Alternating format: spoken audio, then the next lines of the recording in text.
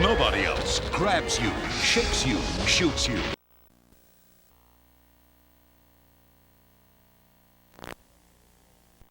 Okay.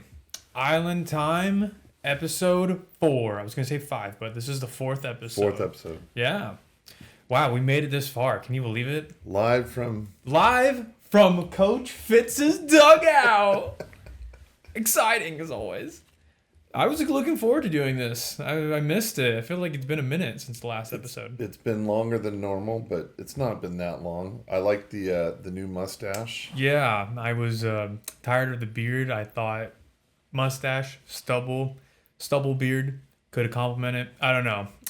Let's see if it lasts. If my little bald spot right here is noticeable. It's not, because I didn't know until you pointed it out, and I still don't really see it, so we're good. Well, when you stare in the mirror as much as I do, you get to notice a few things. But yeah, so would you want to pick it up from where we left off last Sure, time? where did we leave off? Well, we left off of giving each other album recommendations. Okay. And so I actually would like you to go first. I'd like to hear your album recommendation. I'm not going to be hurt by anything that you say. Mm-hmm. So let's be clear. I'm hoping you like it, but music is in the eyes of the beholder. So absolutely.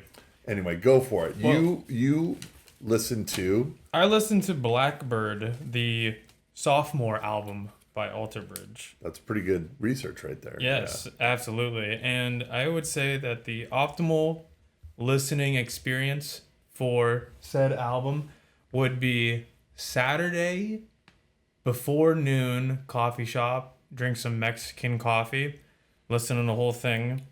It was good. I liked it. It was... Here, let me just read you the notes I took throughout it all, right, okay? Let's go. The opening track sounds like a rockabilly in the opening.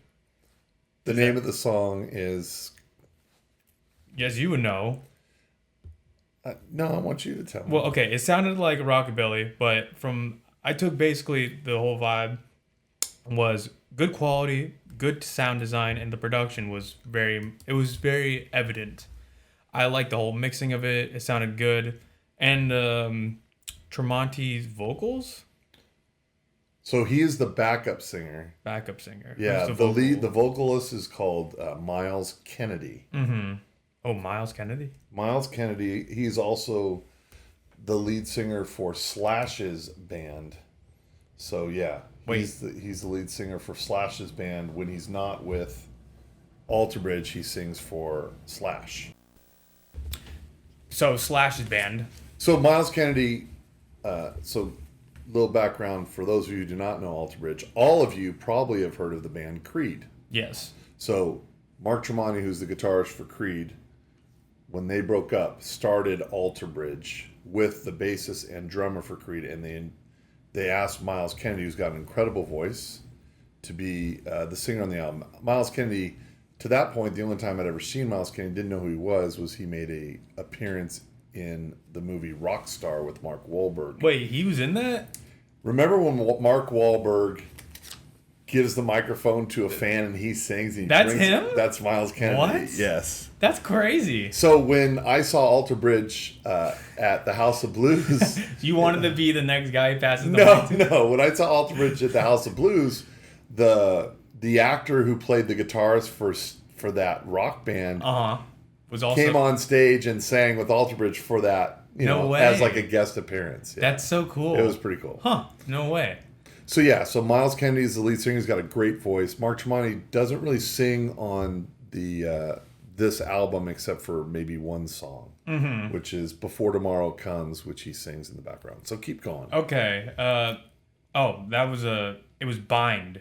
Ties That Bind was the name of the opening song. Yeah, which is one of my least... You don't like it? I like it okay. But okay, there's others out. But there's 6 songs on an album that I just love, and then that's in the okay. I would skip it more often than listen to it, unless I'm going album cover to cover. Yeah. Mm-hmm. Okay. Yeah. Is this one of those albums you can listen to from beginning to end? Pretty much for me, yes. Except for, I mean, I'm looking at the list. There's only like 2 songs that I'm like, eh.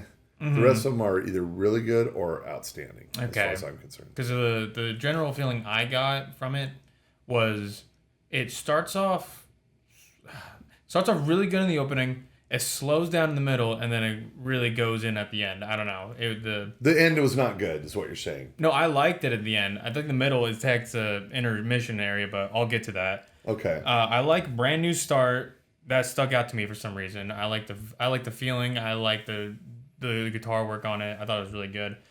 Like I said, vocals and guitar work stand out mostly throughout this whole album. Getting hits of System of a Down throughout it, mostly through the vocals. Mm-hmm.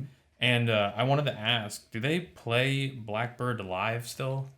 It's their number one song. That really? That's like a long ass song. It is a very long song, and everybody loves it because Blackbird is a song that's in concert. I think is a little hard rocking more than on the album, but it's more of a ballad. But it takes like 3 different turns. Mm-hmm, when we get to the end, I'm going to tell you a little story about how they write their music. So go ahead. Okay, yeah. Let me keep going. Oh, and I was very surprised to see that this was made in 2007. I was like, damn, this is an old ass album. Yeah. Let's see.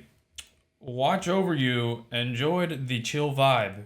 I think it opened with the chill vibe. I think I liked that a lot. I think it was a cool way how it kind of mimicked the beginning of the album, because there was a lot of songs in the beginning of the album that started slow and soft and chill, and then it kind of cascaded into a different, like, faster momentum's growing. What is Knock 2? Knock 2. Whatever. White Knuckles. That's what I was trying to say. Yeah, I like the guitar work on that.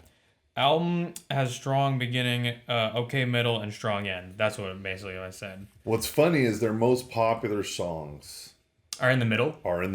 Blackbird is by far their most favorite song. Rise Today was their biggest hit off the album. Mm-hmm. And my favorite song is the 6th song called Before Tomorrow Comes. Although Watch Over You has had some commercial success because it was used on a TV show about rehab. Celebrity rehab, because it's about that song is about someone that has struggles with addiction. Also, there is some addiction vibe. The song Buried Alive is about an alcoholic, and if you listen to the words, it's about I've been buried alive and I don't want to be here anymore. I get that vibe. Let me breathe again. So it's all about that kind of stuff. So Blackbird is about the lead singer's childhood friend that died. So yeah, I got that vibe from Blackbird. This is very much like mourning the death of somebody. It very much resonated throughout the whole album. But I thought it was good. It was good. It was really impressive quality. I mean, with people who were like Mark Tremonti, who did Creed and whatnot, I wouldn't expect any less than really good production quality and sound mixing and whatnot. Yeah, they're very professional. And the producer that produced them has produced all their albums, and he's called Elvis Basket, and he's done a lot of different groups, including he's worked with Van Halen later. Like, they recommended him to Van Halen. So that's interesting. Wow, damn. Van Halen's becoming a main staple in most of the episodes. All right, yeah. So jump. So you liked it. Yeah. What would you... Do you think you'll take any of the songs, be honest, and put it into any of your playlists? Yeah. So you don't like it that much? No. Is it a one-time listen? You know what I was thinking the other day? I was actually contemplating like my playlist, because do you use Spotify? I don't. Okay, because I've been getting in a sort of thing to where I mostly like songs on Spotify, and then I just kind of go around and pick, but I've been trying to get into more like playlists, like starting in and having that be like, okay, this is the time period where I'm jamming out these songs and whatnot, and most of the songs I listen to is like mostly driving or taking a walk or going on a run. But I would, if I were to categorize any situation that I would place songs from this album into, it would be workout mix. I feel like that would help me get in the momentum of it all.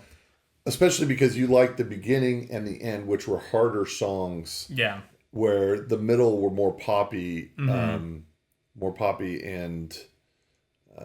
melodic songs. Yeah. So yeah, that makes sense to me. This is not my favorite Alter Bridge album. It is their most popular album for most of the fans. Blackbird is considered like their Stairway to Heaven, which is a long song. I don't know if do you know Stairway to Heaven? Yeah, you can't play it in the guitar stores. So, But that's good movie reference right there. Shaw Wing.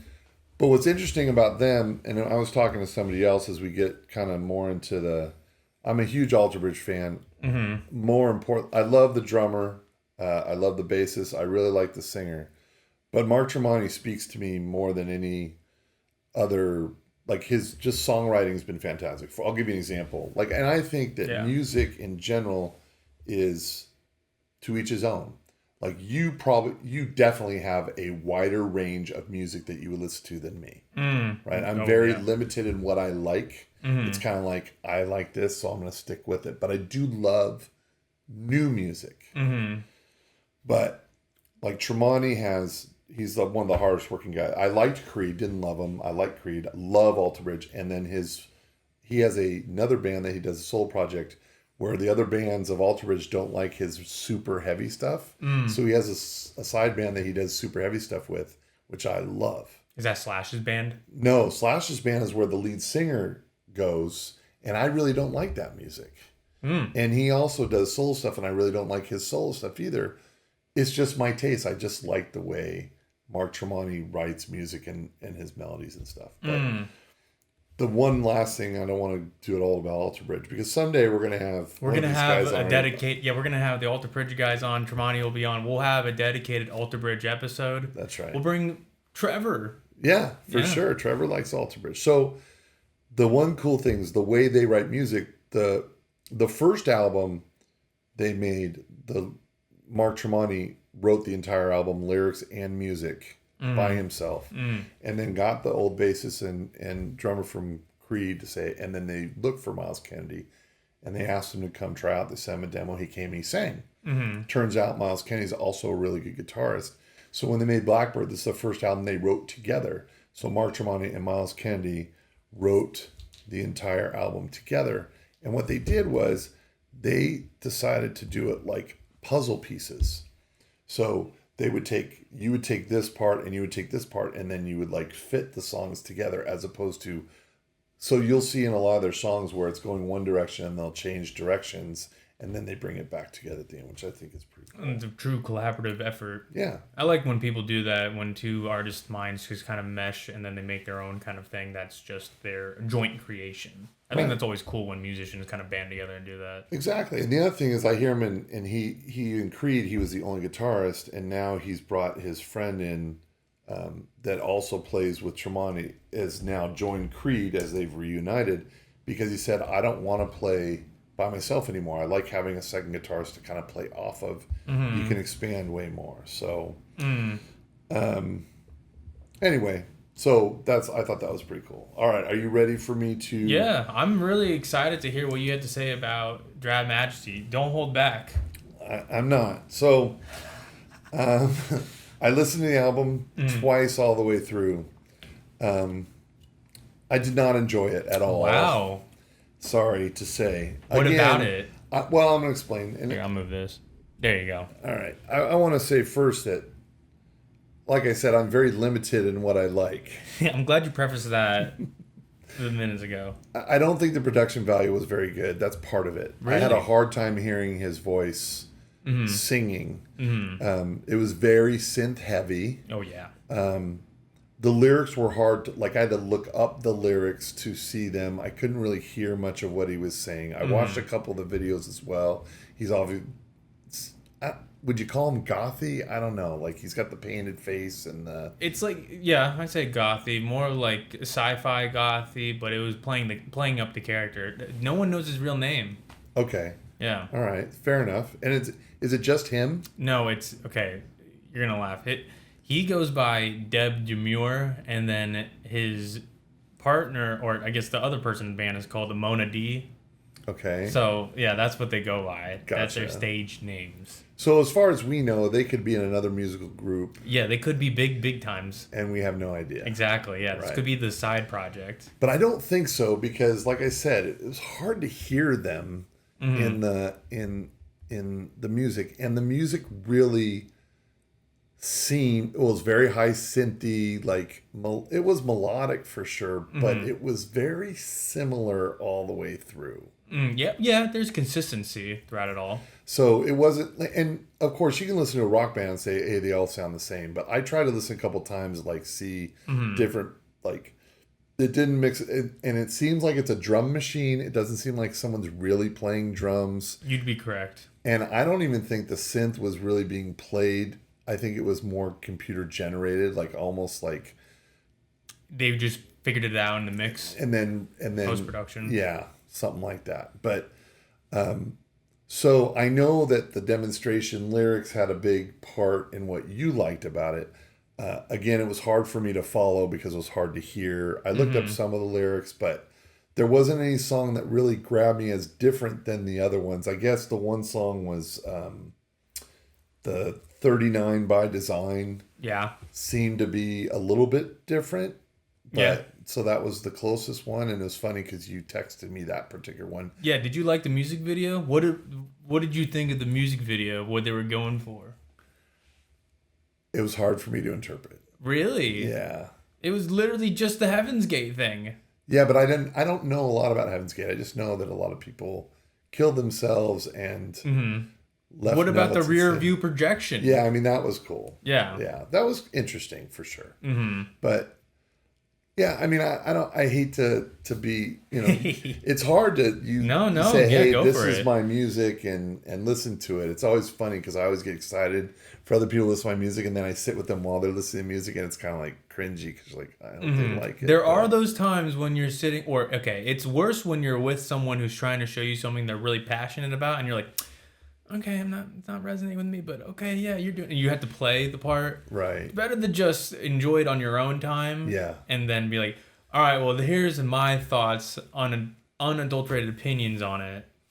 I'll be blunt with you about it. Right. I feel like that's better. I mean, it's more authentic. For sure. Yeah. Yeah, it's harder because even when you're sharing the music with somebody, it's difficult, right? Because you're like, you hope they like, and then you kind of feel weird. But I would say this: it seems that from a pure musical standpoint, I would never listen to this again. I wouldn't doubt it. From a movie standpoint, it seems like, and I say movie, I'm comparing it to. It's not the type of movie I would like in the sense of it's very eclectic, it's very artsy. Yeah. And it's not the kind of artsy that I like. Like, it's funny because I got a text from someone that saying, oh, you didn't like Red, the movie. Yeah.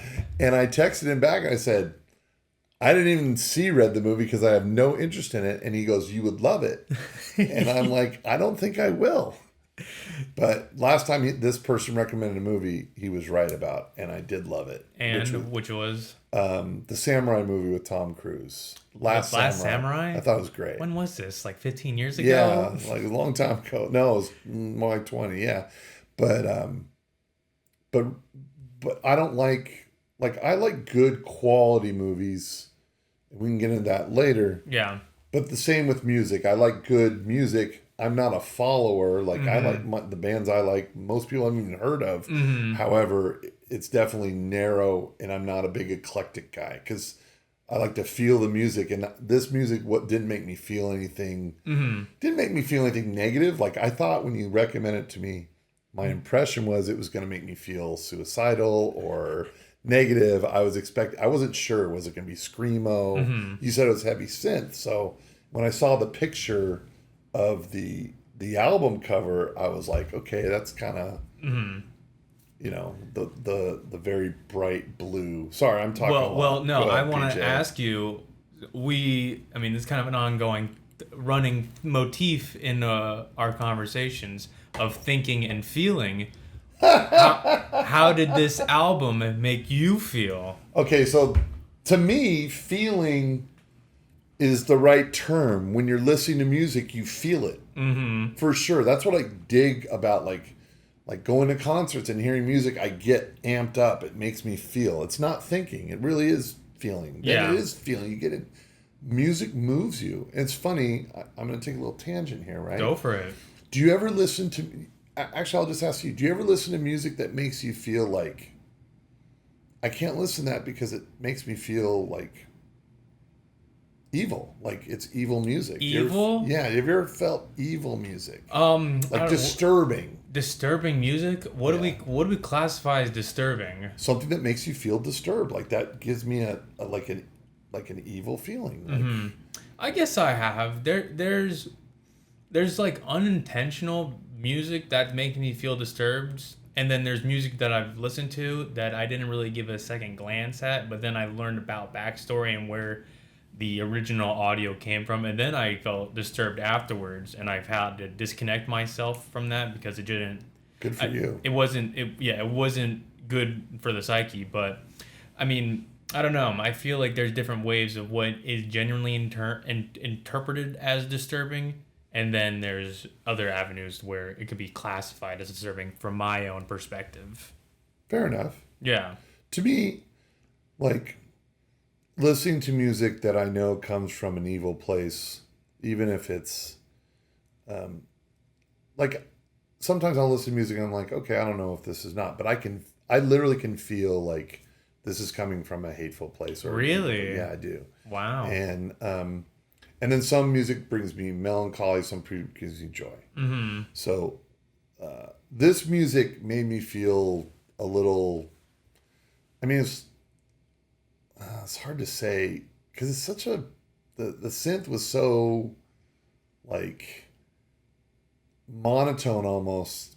It was a high level of sound over the voices, so it was almost like you're hearing voices in the background as opposed to voices leading the song. Does that make sense? Yeah, where the vocals, I can see where you're coming from because I was listening to it on my way over here.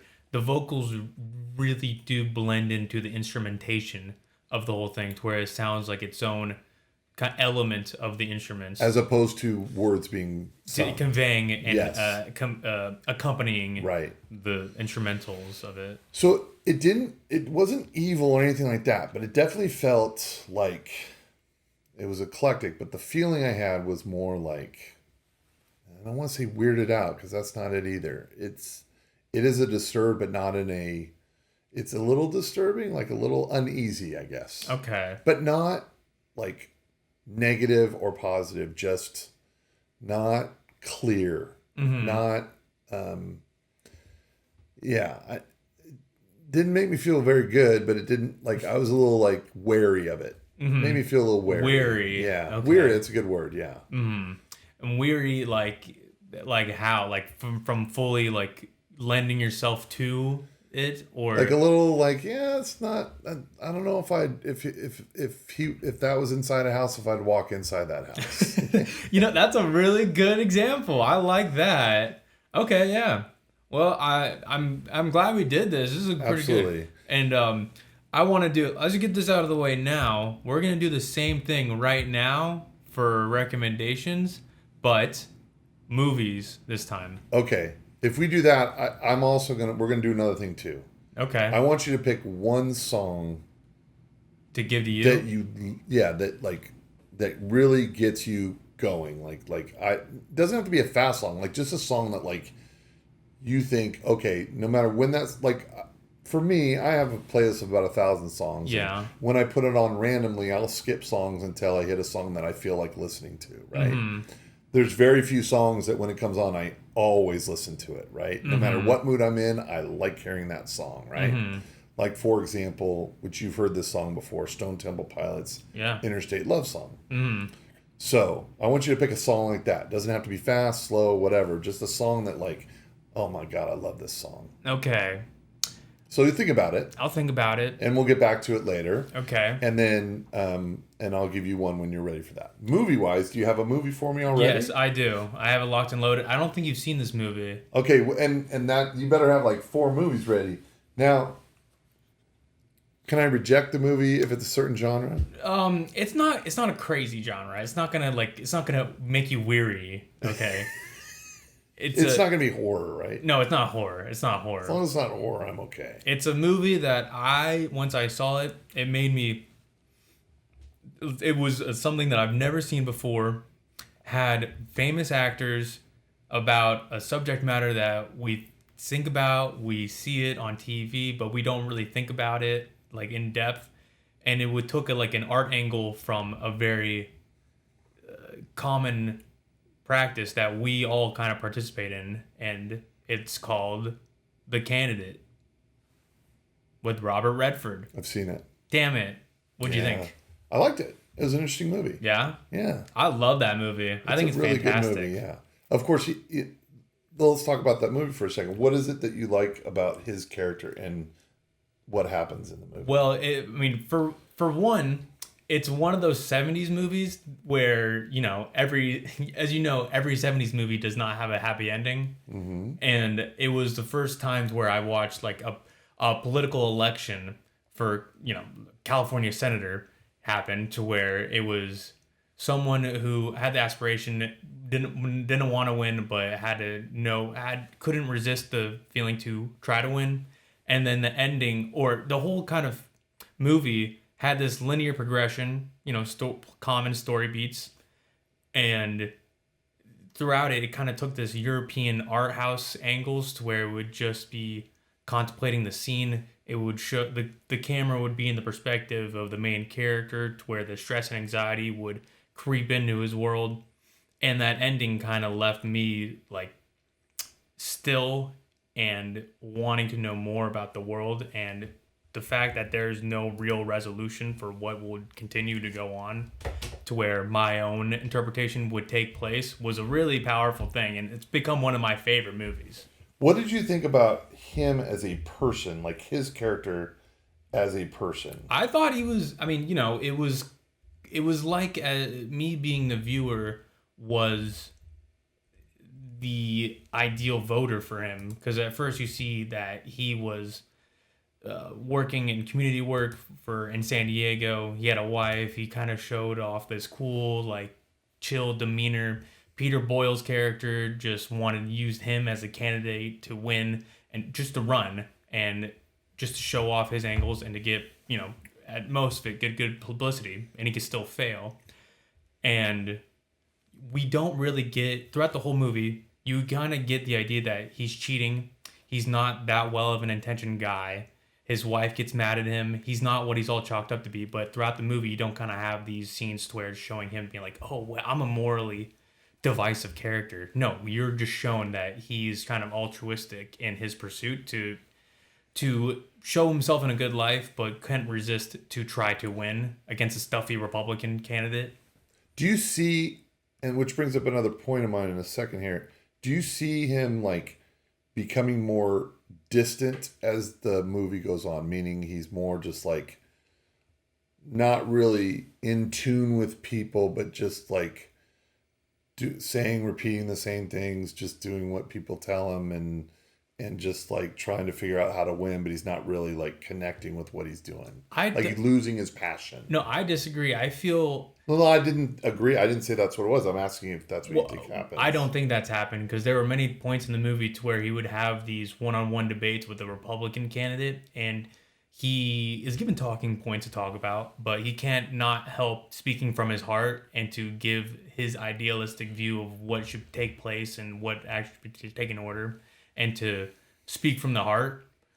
Right, but I guess what I'm saying is, agreed. Mm-hmm. What I'm asking you is, like, do you feel him becoming more, like, sometimes when people get to a certain level in society, like, if you've ever been around a celebrity mm-hmm. that's being hounded for autographs and stuff, right? Mm-hmm. Have you ever been in that situation where you've been around that situation? A celebrity being hounded? Or an athlete, or an actor, or whatever. I don't know. I just met Jack Black once, and then I gave him a handshake, and he was like, "Hey, buddy, good to see you." Right, but it's kind of half, like, mm-hmm. he's not really there. Yeah. He's just like, right? Like, he was just showing that front. Right. So I'll give you an example. So yeah, we were at a Laker event. I'm a Laker season ticket holder, and the announcer for the Lakers was kind of running the event a little bit, and he comes over and he makes a commentary, but hey, you really should get tickets for this game because this is when Kobe's blah, blah, blah, blah, right? Mm-hmm. And I was laughing at him. He didn't hear me. I was way in the back, and I was talking to my wife. I'm like, we're season ticket holders. We already have tickets to the game. Mm-hmm. What a dumb thing to say, kind of thing. But he's just pointing. But he doesn't really hear that. So he comes over where we were at some point, touches my wife's hair. I said, "Oh, you have really nice hair." I said, John, like, we're season ticket holders. We already have tickets to that game. He goes, "Oh, that's good. It's gonna be a really good game." I'm like, "No, you don't get it." Like he didn't really listen. You know what I mean? Because he's in his own world. He's just moving on. You know what I mean? That's like a sales mentality, right? Mm-hmm. And you've been around celebrities, and they're like doing their thing, but they're like not really connecting. They're like, how do I give that front where I'm just as presentable and nice as possible? And I get to my next thing. I'm just trying to get through this right here. I don't know. Just be as chill as possible. So in the movie, I remember it's been a couple. I saw it last year sometime, I think. Really? And for another time. I've seen it a few times, like parts of it, right? And I just remember him being kind of like, okay, what's next on the schedule? Yeah, he's passionate when he's talking, when he's in real places, but when he's out in certain places, he's kind of, I don't know. That's what I mean. Not from the what his beliefs are. Well, maybe I'm wrong. Well, I am brought to a different point. Have you seen About Schmidt? I have. All right. I think next episode, by the time this is up and next recording, let's both watch it and have an in-depth conversation. Because I've not met anyone else ever who has seen this movie, but I've been dying to talk about it. Do you not like it? It was kind of okay. What do you mean kind of okay? All right, let's make an agreement that 2 episodes from now we'll talk about Schmidt, because I don't have time between now and then to watch it. Okay, fair enough. But I don't know. I'll watch it again for you because you're dying to talk about it. When's the last time you've seen it? It's been a long time. And I probably didn't watch the whole thing, so I will. This is Jack Nicholson, right? Jack Nicholson, yeah. Okay. So I'm going to give you... And Kathy Bates, naked. Well, I don't remember that part for a good reason. She tries to come on to Jack Nicholson. It's a whole thing. It makes me cringe every time. But I think it's an extremely sad movie until... the very end, but I do. So 2 episodes from now, we'll talk about Schmidt. And then I'm going to give you a movie, and let's see. Okay, I'm going to see how many movies I can get to before you haven't seen it. All right, yeah. So you're 0 for 2. Yeah. Let's see if you can come up.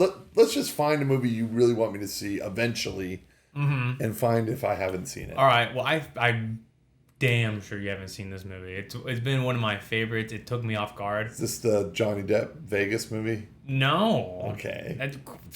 That movie. No.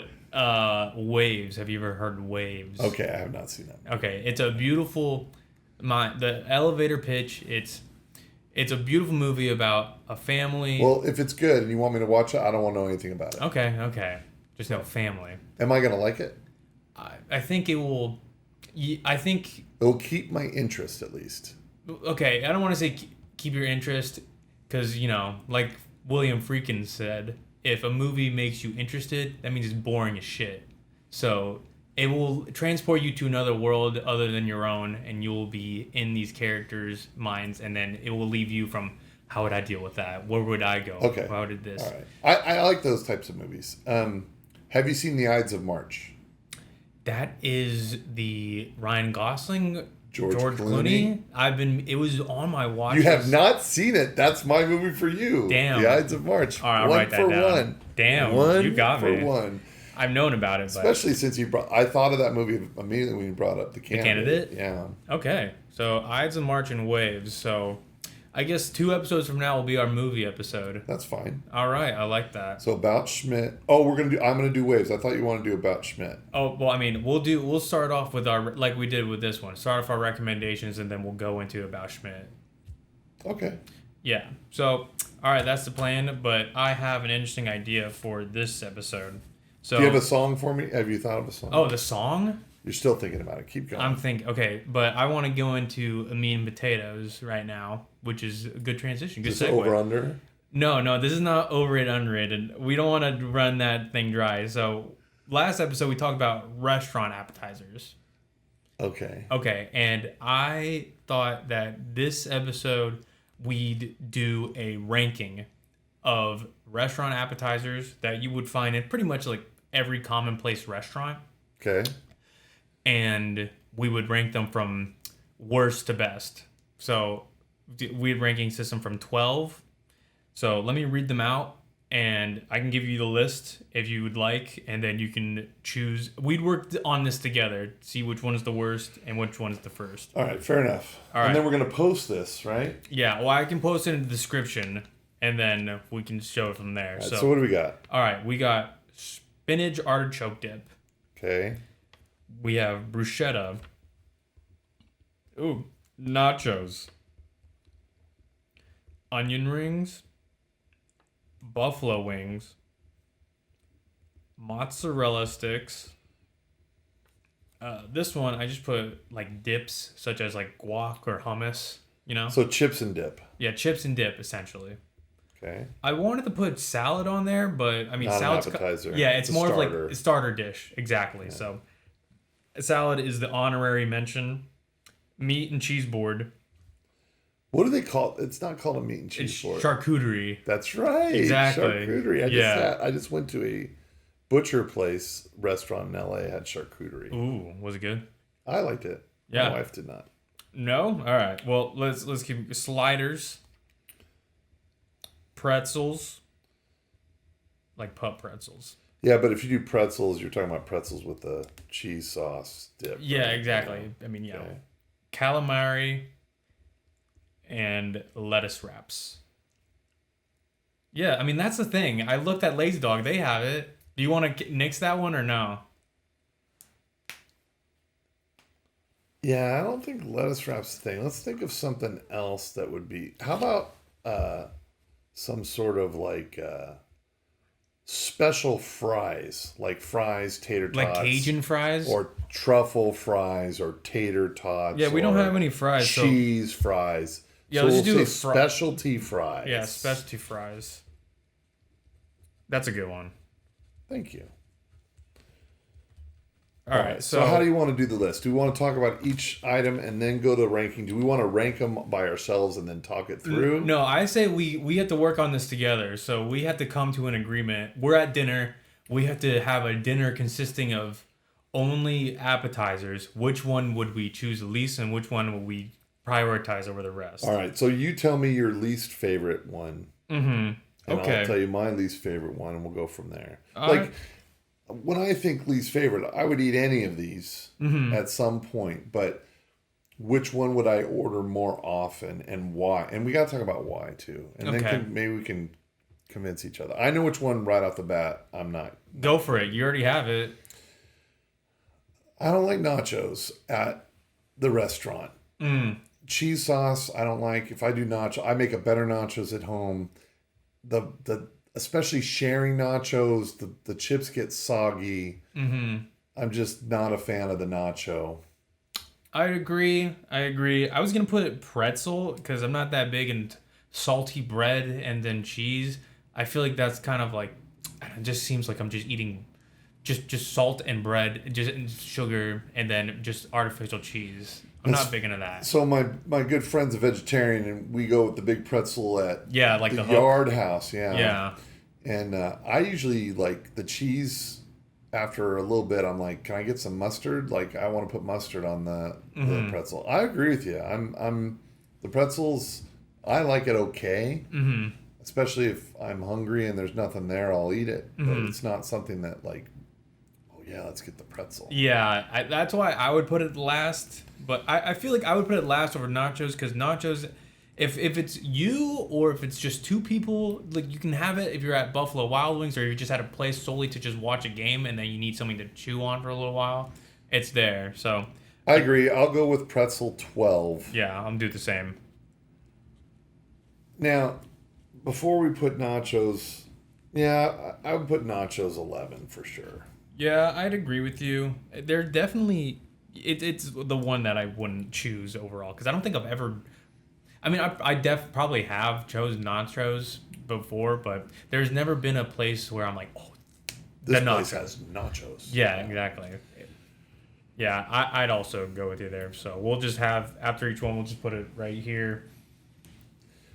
I'd have to go number 10, and please correct me if you think differently. I'm thinking I have 3 that I'm like, okay, I'm out on. Well, bruschetta. Bruschetta? Really? Yeah, it's just bread. Well, you also have tomato. I feel like the factor of something fresh is good. Okay. Okay. Not if, what's your We'll advocate your point. Elaborate. bread and tomato? Just that's not really much there. Mm-hmm. It's hard bread too. It's not even like if I'm getting sourdough bread at the fish house, or if I'm getting like good brown bread, like the rye brown bread, like that's really soft with the good butter, I'm in. Mm-hmm. A hard bread that's all crunchy and messy and with some tomato, I'm just out on. Okay. That's just a taste of mine. I'm not. I can see your point. I need to stop saying I feel. I've corrected myself. I love it.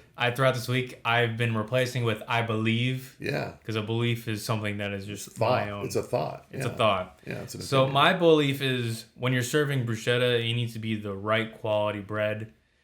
If they make it in-house bread, that is superior. But we live in the world to where it's finding these places, sourcing it from other locations, and then just serving it to the mass. So bruschetta is very much a specialty appetizer, but if you're at most commonplace restaurants, I don't think it is. So I'll go with you. Bruschetta is number 10. All right, what's your next vote here? I still have a couple more I don't really like. Really? I don't know, man. We got a few that's like it is pretty indecisive. I'm still negative on a few of them, so you tell me before I tell you. Okay. I would. Man, I'd have to put calamari next. Ooh. Really? Okay, so I will say the last couple times I've had calamari, it's not been very good. That's what. Yeah, it's kind of like the same thing as my point with bruschetta. Unless it's in house, It used to be good. Now yeah, it's coming out of the freezer or something, put in the microwave. It's a thing to where unless it is the quality, or if you just go into like a Chili's where it's like, okay, let's take it from the freezer, put it in the thing, and it's gonna taste like a rubber band. Okay, but now you made a point about nachos that I thought was really good, and you said, but there's no place I say, okay, they have the best nachos, right? Mm-hmm. There are places that you say, oh my God, the calamari there is really good. So there are places where calamari would be the first thing we get because so that puts it a little bit higher level to me. On the other hand, mozzarella sticks. So it's there's only one place I can think of. Yeah, Dominico's, shout out. Yeah, I mean, but that's not even a stick. That's a log. It's a log. It's a mozzarella log. But mozzarella sticks, I mean, I feel like the Jack in the Box ones are just as good as. I feel like I'm gonna throw up. I know it's terrible. Jack in the Box mozzarella stick. When's the last time, besides being at Dominico's, having a mozzarella? I mean, for those of you who don't know, Domenico's, which we call Dominico's from Long Beach, has a mozzarella stick like this. There's no way you eat one by yourself. You chop it up. Yeah. They have great homemade marinara sauce. It's fantastic. Yeah. But everywhere else, it's just a stick. Yeah, I agree with you. And I think that mozzarella sticks have been associated as stoner food throughout the years. Like 7-Eleven serving it, it's kind of assimilated with stoner. Concur. Yeah. So I would go with you there. I think I'd put mozzarella sticks as 9. And then we'll go with what you said, which was the calamari. Yeah. I'm comfortable with that. I think the... also, before we get off the point, have you had the Chili's mozzarella, like the new one, like the Nashville one? No. I've seen people talk about it on like YouTube Shorts. I feel like, I believe these content creators are being paid off to give it a good review. At Chili's? Yeah, because it's not a stick, it's not a log. It's like gosh, it's hard to describe. It's like a flat. It's like a little. It looks like a hash brown. Yeah, exactly. Yeah, that's a good way of putting it. But Chili's it went from like being on BJ's level, and BJ went down a step. Chili's went down 3 steps. It now is equal to Applebee's. So BJ's went down a step. I think so. Since when? About 2 years ago. Oh. Service has gone down. Some of their calamari is not. We used to get calamari at the BJ's. Now You got calamari at the BJ's? Used to be good. Really? Yeah. Oh my gosh! That would be the last thing I would order from BJ's. We always get it. It's not a thing. All right. You know what's interesting about our list that's left is that I'm digging like none of them. None of them? Except for one. Like the rest of them are like, okay, we can do that, or okay, we can, like charcuterie. If I'm at a butcher place, great. But other than that, there's not many restaurants that do charcuterie.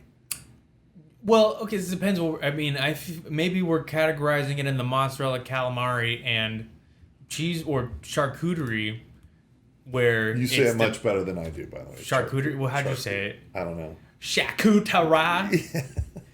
No, from our list, I think that it's in the area where it has to be the right place in order to order.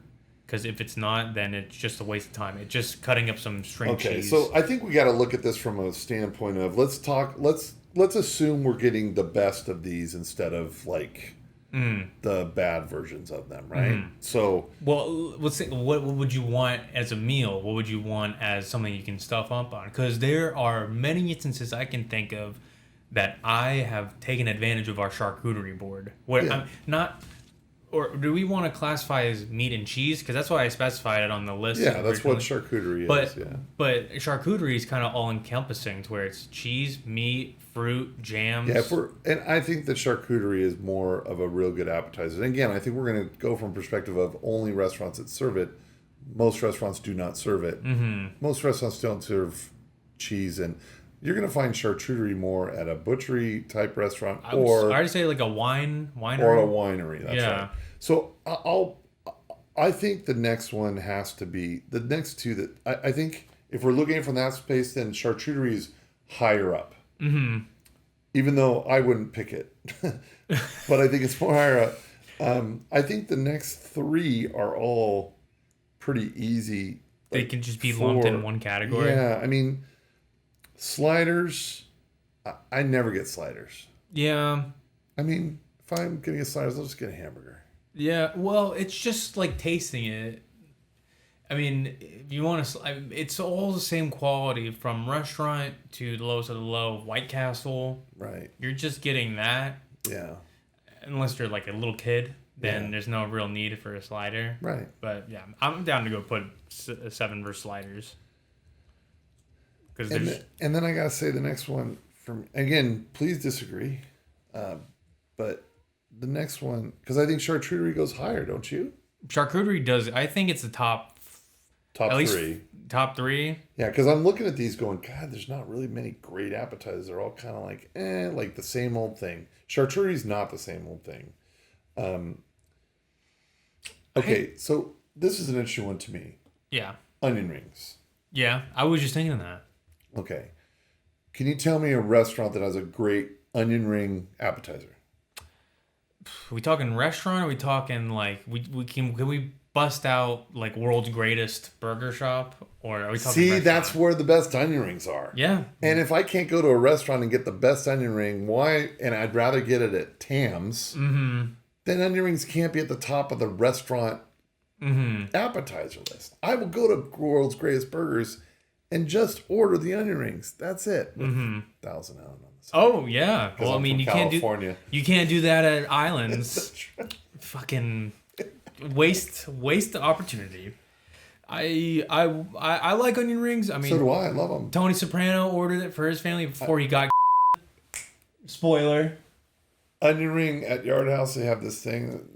I taste them like these aren't even close to as good as. Greatest burgers. The thing about like shitty onion rings, I absolutely hate it when there are onion rings that the fry outside of it and then the onion, and then you bite into it, the onion just comes out, and then you're left with like just the crust out of it. And you don't want your crust. What you want is for a very thin, crispy, almost well done, cracky. Yeah. Crust that's a little greasy, as opposed to the cakey, yes, too much crust, barely taste the onion. Well, you want the onion component to actually be fried, Right. and to be a part of the batter that it's fried with, Right. rather than, okay, there's a crust enveloping this onion. Okay, that's correct. just like a component. I want to put, I'm down to put onion rings at 6. All right, what do you think next? Okay, what do we got left? We got spinach, artichoke dip, buffalo wings, dips, cheese board, and specialty fries. I think chips and dip is next. I mean, you can only go so high. I like the chips. Usually you can get the chips for free. So go to a Mexican restaurant, maybe get some guac. It's top 5. I mean, that's still pretty good. But Yeah, I would. I don't know. I feel like when you can't really miss with a good, or restaurants have actually, yeah, because I want to put spinach, artichoke dip above guac and hummus dips, because I like spinach artichoke more. I mean, what is better? What's worse? What's not better than chips and dip? Charcuterie, better. Buffalo wings, for sure better. We're gonna have a battle over buffalo wings. Yes. Spinach dip, better. Specialty fries. Specialty fries is its own. There's so much variety that comes with that. It's better than chips and dip. Yes, I concur. So chips and dip is the next one. Okay. This is the official appetizer Island top time. 12 list. Island time appetizer ranking. All right, what do you think goes next? I think spinach artichoke. I agree. I think I like a good, because not only I wouldn't classify chips and dip. I love it when there's like chips and artichoke dip come in that like bread bowl, and then the top is like just pieces of bread that you would dip in. Okay, so I like the spinach. I don't like that one. Why? I don't know. Hater. I know. My niece makes that one. It's everybody loves it, but I like the hot spinach and artichoke dip restaurant with the chips, with the hot chips that go in it. That's Hot chips, like fresh chips or fresh, warm chips. what about pita bread? Yeah, it's too bready for me, but it's about the dip. Yeah, you don't want to muddle the flavor. That's right. Yeah. Yeah. Okay. So, but either way, I agree with you. Number 4. Okay, yeah. Artichoke.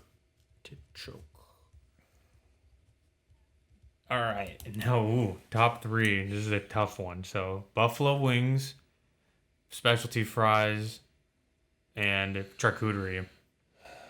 Damn. Wow. I think on this one, I gotta do specialty fries. Yeah, I agree. Yeah. Don't get me wrong. I do like to go to a place and just get, a basket of fries. I mean, when they say they have tater tots with cheese on it and bacon, I'm like, yes, sir. Mm-hmm. I mean, tater tots, yeah, that's an unsung potato. Absolutely. If it's done right. The hash brown is fantastic. But, I mean, the fried potato is a wonderful thing. Mm-hmm. That's the Irish in me, I guess. The fried potato. The fried potato. In any way, shape, or form, right? Yeah. They've made dinner ones, for lunch ones, fries, and breakfast ones, hash browns. They get that shit around. Well, let's go on a little tangent or a sidetrack real quick. What do you think of the different? I mean, we talked about before about the best fry, but I want to get in the nitty gritty of the variations of fries, like wedges, or when restaurants just chop up like slices, fry, and then serve it. I mostly have seen this with breakfast dishes, but yeah, I'm not a fan of the. What do they call it? The home potato, or what do they call it? It's like the some home fries. They're not fries; they're potatoes, right? They're chopped potatoes. Well, they're fried. They're not really fried. And they're pan fried, but they're not grease fried. That's you know what I mean? oiled. They're oiled. By the way, this is the official symbol for grease fried, and this is. What's pan? The pan fry. Oh, okay, right? yeah. The grease is over here because you dip it. The pan is right here. Yeah. Gotcha. I mean, it's not really a fried potato. But what do you want to know about I'm an expert on the fried potato. So what is it that you want to talk about? I mean, that's kind of what I had. There's so many different variations that you can do. Like we were talking to earlier in the episodes when we were talking about the waffle fry, the curly fry, regular fry, shoestring fries, potato wedge fry, steak fries. Yeah. There's a lot to go with that, and the seasonings as well, and also with fries, you have more opportunity if a restaurant is known for different sauces that you can get. And you can mix and match and try them out. It's a perfect a tester or I don't know, something you can use in order to try different dips. And in many cases, it complements it, but Agreed. I'm getting too passionate about it. My first word, French fries, it's in my blood. Okay, I forget. For those of you who don't know, I've grown, I'm matured. That's all I had to say about that matter. I think this is an obvious choice between charcuterie and buffalo wings, and you can argue with me all you want, but there's no way buffalo wings is not at the top. You think it's number one? It is by far the number one appetizer. It's not even close. Anytime I go, I'm like, do they have good buffalo wings here? And bone in with ranch or blue cheese, ranch preferably, restaurant ranch, not Albertson's ranch that Buffalo Wild Wings. Big mistake, Buffalo Wild Wings, not using restaurant buttermilk ranch. But they don't? They use it's. I don't go to Buffalo Wild Wings because if you're going to get wings, you want to dip them in a good ranch sauce if you like ranch. My wife prefers blue cheese. Mm-hmm. So anyway. And also, you need to factor in what sauce they use for, basting the buffalo wing. Yeah. But the thing is, charcuterie is limited to certain places. Buffalo wings is served at a lot of good restaurants, and I think now there are other great appetizers out there. I mean, that we didn't list on this list, but these are more the common. Although charcuterie is a little less common than the rest of them. I'm going buffalo wing.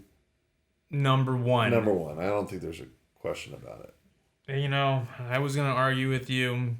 Like I had stated previously, charcuterie. There's a lot of variety, a lot of cheeses. A lot of meats, a lot of jams. Oh, yeah. A lot of fruits that complement either of what I've just stated. And I think it's amazing. I think it's really good. I think you can easily stuff up and it's like, oh, wow, it's like I had a full-ass meal right now. Yeah. Or you can make sandwiches out of it, too, with crackers. Yeah. Big fan of the cracker. Yeah. The Costco, number one. But I think that buffalo wings is the most restaurant... You said restaurant appetizer, and yes, it's probably the most popular... It's unique because you don't have a hamburger with buffalo wings on the side. You don't have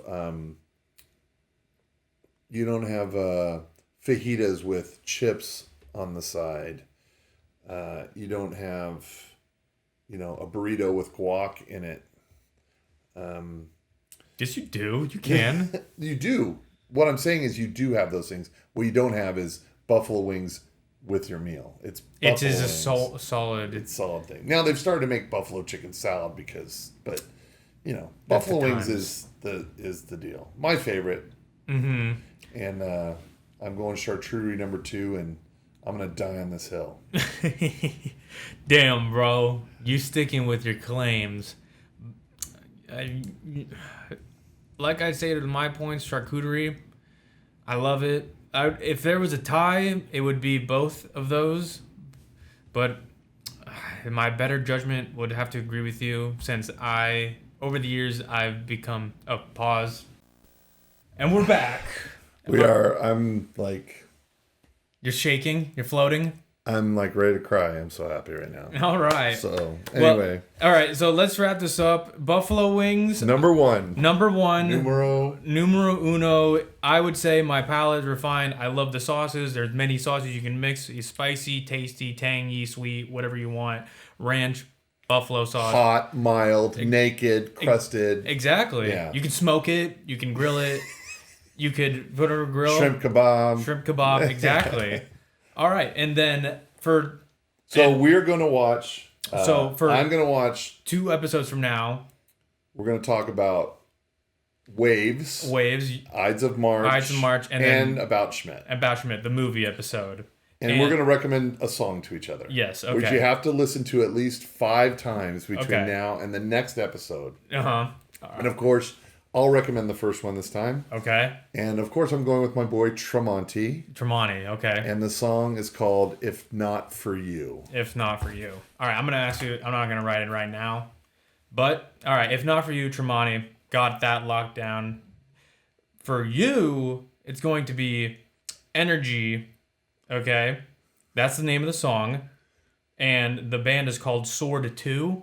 Sword 2, yeah. 2, yeah. This is what it looks like. Oh shit. But it's a fun song. Actually, it's kind of funny. All right, I'm gonna put the cover right here. What do you think when you see this? Slipknot. Slipknot? Yeah. I'm kind of excited for you to hear it. All right. Island Time, episode 4 is in the books. It's in the books. The sign off. Peace out. From Fitz's dugout. From See you later. Coach Fitz's dugout. Catch ya.